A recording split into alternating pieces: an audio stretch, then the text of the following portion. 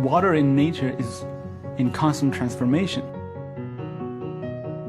This process has enormous power, enormous energy in it. So far, we've been able to capture energy as water comes down from the clouds, but we would like to capture energy from evaporation, which makes water go into the air, into the atmosphere. That process is very powerful. We haven't been able to capture energy from that effectively until now. Yeah, when I first heard of this project, it felt crazy. People are not used to thinking about energy in these ways or biology in these ways. This is really a unique lab. It brings together chemists, engineers, biologists. Every day is kind of an adventure to be in the lab. It's exciting.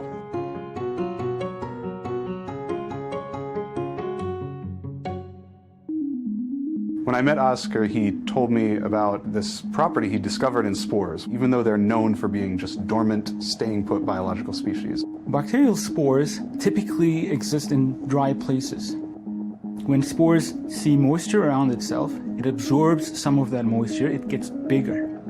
And when it finds a dry environment again, it shrinks again. This process is very similar to a muscle movement. It can expand and contract. We worked on bacterial spores for quite a while until this idea struck that their mechanical properties can be useful technologically. We deposit spores on plastic tapes. As you increase humidity, they can get much longer and they can contract to very small size very quickly. And when you combine many tapes together, then you can increase the force that they're producing. They can be now part of our device. The evaporation engine sits on the surface of water. And as moisture from the water surface enters the device, it changes the shape of the muscles. The movement of the strip is coupled to shutters. When shutters open, the moisture escapes from the device.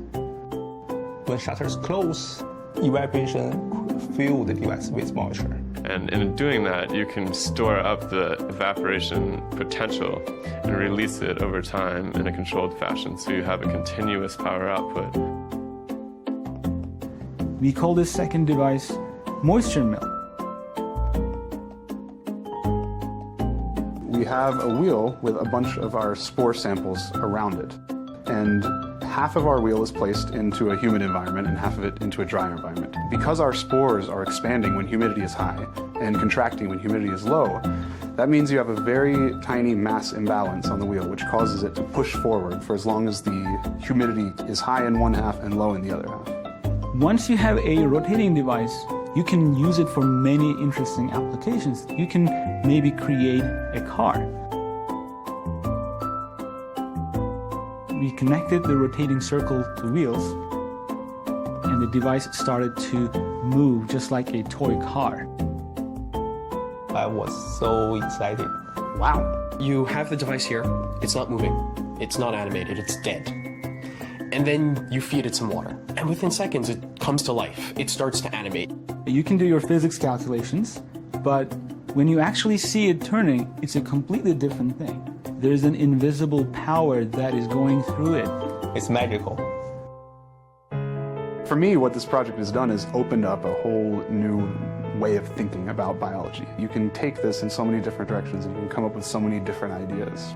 We imagine this technology could be extended to off-the-grid applications away from society where one might not have access to the typical electrical infrastructure. It can integrate into products. You can have sportwear that will dynamically respond to if you're sweating or not. We can make a robot move its arms based on a pool of water that's standing above. Prosthetics.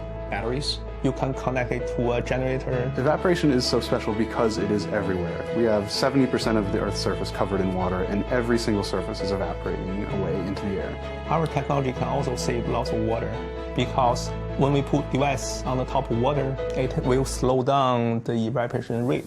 Our energy future is not certain. Our water future is not certain. Evaporation can nicely solve these two problems at once. Evaporation can save water and produce power at the same time. So we created these devices to show what might be possible. but we certainly hope that it can inspire others to develop completely different technologies, completely different applications that we couldn't imagine, and it could be a killer application somewhere else. That would be really exciting. Really exciting.